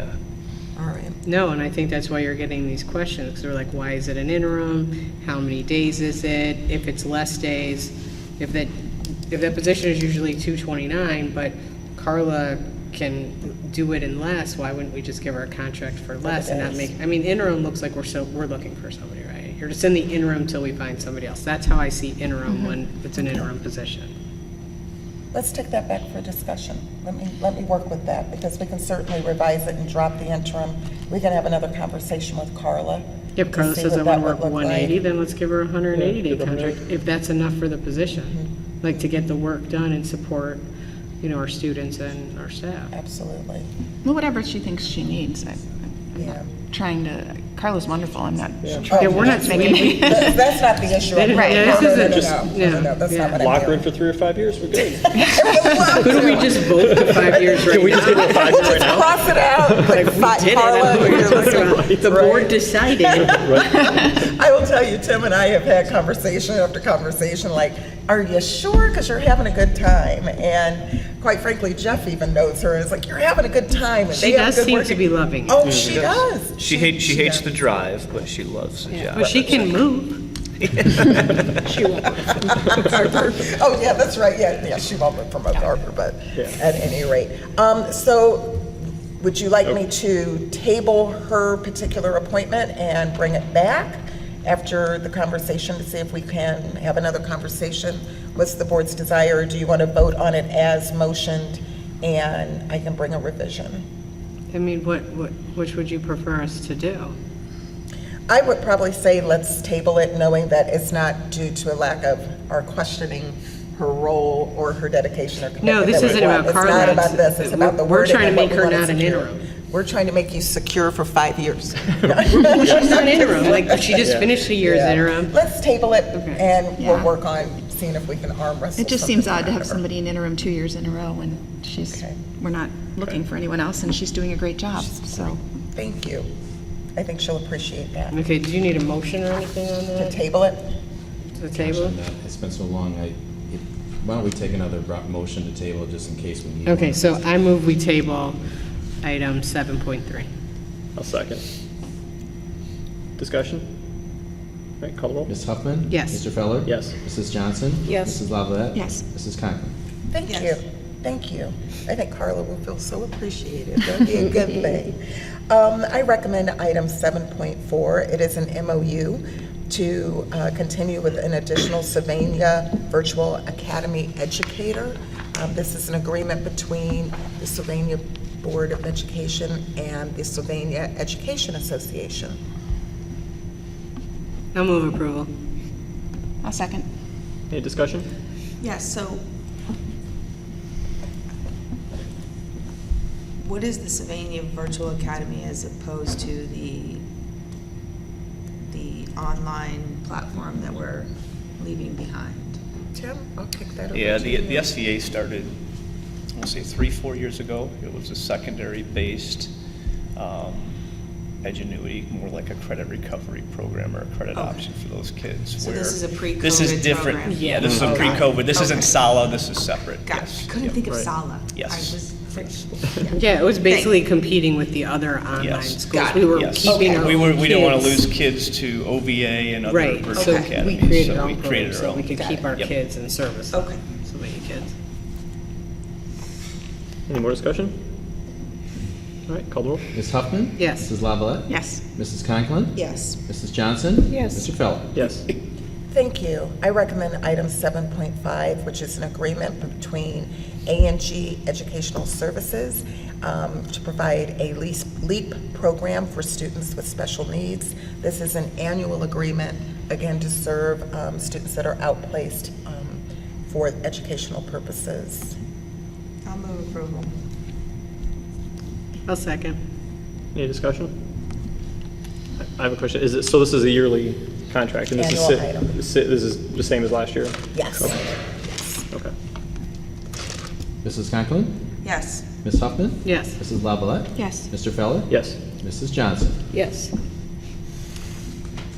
All right, we're at human capital licensed. Are you, or are we going to No, let our Mr. new, Tchaikovsky. our new Director of So Human exciting. Capital, Mr. Taberski, take this over?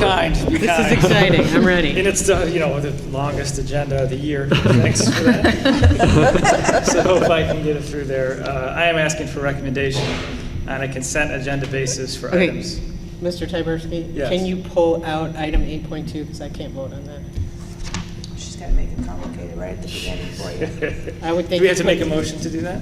Well, you're going to ask for consent agenda basis items 8.1 and 8.3 So through you're going to abstain from them, 8.7. so I can pull that. And then out. I'll abstain from 2, but I can vote on everything else. So I need to reword that, 8.1. And then 8.3. Yeah, all right, so I'll reword that, thank you, Mrs. Hoffman. I'm asking for recommendation on a consent agenda basis for 8.1 and 8.3 through 8.7. I'll move approval on a consent agenda basis items 8.1 and 8.3 through 8.7. I'll second. Any discussion? All right, call the roll. Ms. Huffman? Yes. Mrs. Conklin? Yes. Mrs. Lavalette? Yes. Yes. Oh, I'm sorry. Mr. There was a cough. Mr. Feller? Yes. Mrs. Johnson? Yes. So now we go back and do item 8.2. So I do 8.2 seconds. So 8.2 is the recommendation of our non-renewal of our long-term building substitutes. I'll move approval for item 8.2. I will second. Any discussion? So is this similar to last meeting when we're non-renewing these so that we can, so there's no contract? Yeah, Or are they we were on actually the- losing these people? No, they were on a limited one-year contract because they were our building subs. Got And it. that just automatically gets non-renewed. Okay. That they will come back and sub again, hopefully, and/or go into the applicant pool. Okay. So theoretically, they should renew again for next year? If they Or switch. if they choose? Yes. Okay. Okay. All right, any other discussion? Call the roll. Mrs. Lavalette? Yes. Mrs. Conklin? Yes. Ms. Huffman? I'll abstain. Mr. Feller? Yes. Mrs. Johnson? Yes. Okay, Mr. Dabrowski, item 9, classified. 9 classified, I am asking for recommendation on a consent agenda basis for items 9.1 through 9.7. I'll move approval on a consent agenda basis items 9.1 through 9.7. I'll I'll se- second. Okay. All right, discussion? All right, call the roll. Ms. Huffman? Yes. Mrs. Lavalette? Yes. Mrs. Conklin? Yes. Mr. Feller? Yes. Mrs. Johnson? Yes. Congrats to all those getting a contract. Yes. It's pretty exciting. It is exciting. There's one worth noting, I think I just want to say out loud, just because I think we owe her our gratitude. We have one retirement, Cheryl Murphy, 23 years in the service, so I wanted to make sure to make mention and say thank you to her service for Sylvania Schools. Thank you, Sharon. Thank you, Cheryl. 10, I'm asking for a consent agenda basis for items 10.1 through 10.3.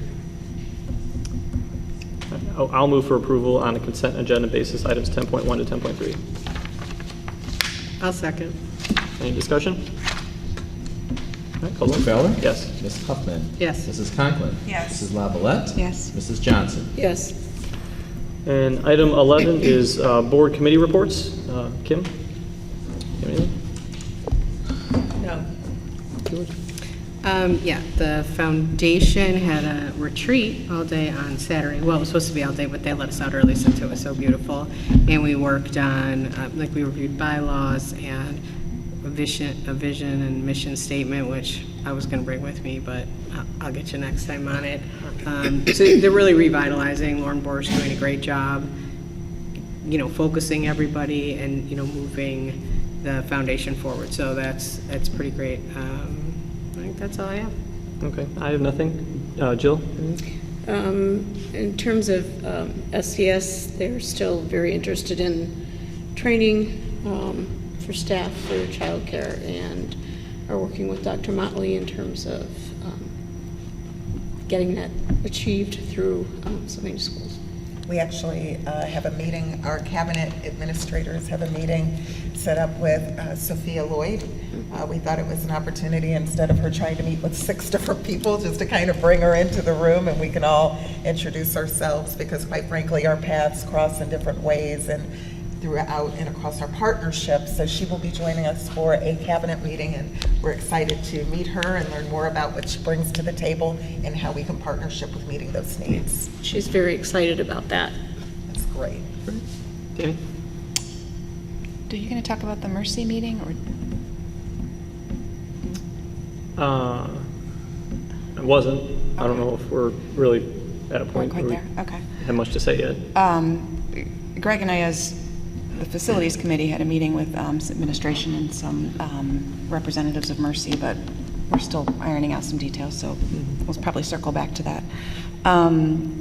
Sylvania Prevention Alliance Drug Take Back Day is April 30th from 10 to 2, and you can drop off the prescription and over-the-counter medications, I think, in Sylvania at the Township Police Department or the City Police Department. There's other locations around the county that are publicized. And the golf outing is, I don't want to get that wrong, April 26th at the Legacy. I think it's going to cost $25 more this year. Sorry, Greg. So. April 20, tomorrow? Or August 26th. Okay. Yeah. Okay. I was like, tomorrow? What? Yeah, are you ready? I'm not playing tomorrow, I'll tell you that. Okay, now we are at the second opportunity for public participation on non-agenda items, and I believe we have one. All right, thank you. So, Inga, come up, give us your name, your address, and you've got 3 minutes. Hello, I am Inga Fulton. I live at 5005 Valencia Drive, Toledo, Ohio, 43623. I have 2 children in the district. I have a daughter who's an 8th grader at Arbor Hills and a son who's a sophomore at Northview. And I will try to be as quick as possible because I know this has been a long time of you sitting and listening to people. I know originally there was supposed to be something on the agenda tonight related to the waiver and the physical education requirement. This has been something that came to my attention for the first time about maybe about 2 years ago when my son was first doing scheduling for high school. He was an 8th grader, and at that time, his schedule involved Spanish 1, band, chorus, and he was taking honors geometry at the high school. And as he was looking through what the course offerings were at high school, he got so excited. He wanted to embrace as many of them as possible, and he loved science, so he was so excited. So he starts charting it out to see how he can do it all. And we very quickly learned there were some scheduling issues we had to be concerned about. One of those is marching band. So during the first quarter, marching band actually is 2 periods. That can be an issue if you're scheduling a year-long class because you've then wiped out the possibility of taking a second class. Another issue that we found out is the higher level science classes actually multiple times a week require 2 periods because they have time for a lab. And so that extended time gives the teachers an opportunity to go more in depth to the information and have that lab time that they need. So that required a scheduling issue that we had to work through. As I started talking to more parents, I learned of some other challenges that students have had, and this comes back to the physical education requirement. And that is, for example, those students that are part of athletic teams. We know that there is a minimum GPA that our students have to maintain in order to participate in an athletic group. The issue can be is that we have a lot of students participating in our athletic teams that are high-achieving students that actually carry a pretty significant workload as far as their academics. And when you look at the amount of time that they're spending on their academics and on the sports, one of those things they don't have a lot of control over is when those practices are and when the meets and the matches are. And so oftentimes that homework falls later in the evening after they're finally done with the practices or they're done with the meets or the matches for the day. The result is it then eats into their sleep time. And I think we can all acknowledge that for our adolescents, sleep is very important. It helps them for their emotional health. It helps for their physical health as they're continuing to grow. It also helps to make sure that they're cementing into their long-term memory the things we want them to learn for school. So another part of that is that if they were allowed to take advantage of that waiver, that would give them an opportunity during school to have another study hall so they can allot more time there when they're awake, and then they can make sure that they get enough sleep at night. I know that we do offer summer school gym, and that can be a great opportunity, but some of the families I talked to, I learned that it is actually cost prohibitive for them. We have some families that money is an issue and they struggle financially, and so that takes that offer off the table. So we may have a student that could qualify for this, but right now they can't take advantage of taking summer school gym because of the cost involved. We do a fantastic job in Sylvania schools of providing so many opportunities, and we have done a good job of publicizing that. The AP classes we have, the career tech offerings, there are so many things, and I think this is such an important thing. We've talked a lot about our social and emotional health of our youth, and this is the opportunity for them to try new things, to experience new things. And for some, let's be honest, Gym class isn't going to be the thing that's going to light them up, but there might be something else that is. And so for them having that opportunity to take advantage of something else would be beneficial. When we look at the majority of the public and private schools in our area, they have taken advantage of adopting this as part of an option that their students have. And I think it would put us on par with these other students. We know we've had a number of students in the last couple of years that have left Sylvania schools to attend other schools. When they come back to Sylvania schools, because the schools they were attending had this in place, if we don't have this in place, that means that then they would have to figure out their schedule. And some of them have actually said, well, it's not worth it to me. And, you know, I've already got that checked off. I don't have to worry about that. And so that's a headache they don't want to worry about.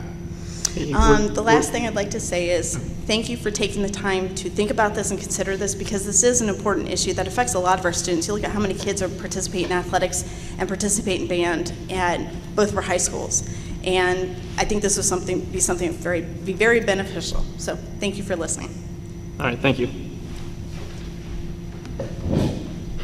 All right, we have executive tonight, right? Yes. Okay, for contract? Employee. Negotiations? No, it's employee behavior, discipline of an employee. Okay, so I will move that we go into an executive session for the purpose of discussion of employee discipline. Second. Discussion? Call roll? Mr. Feller? Yes. Ms. Huffman? Yes. Mrs. Conklin? Yes. Mrs. Lavalette? Yes. Mrs. Johnson? Yes. And there will be no action taken after executive.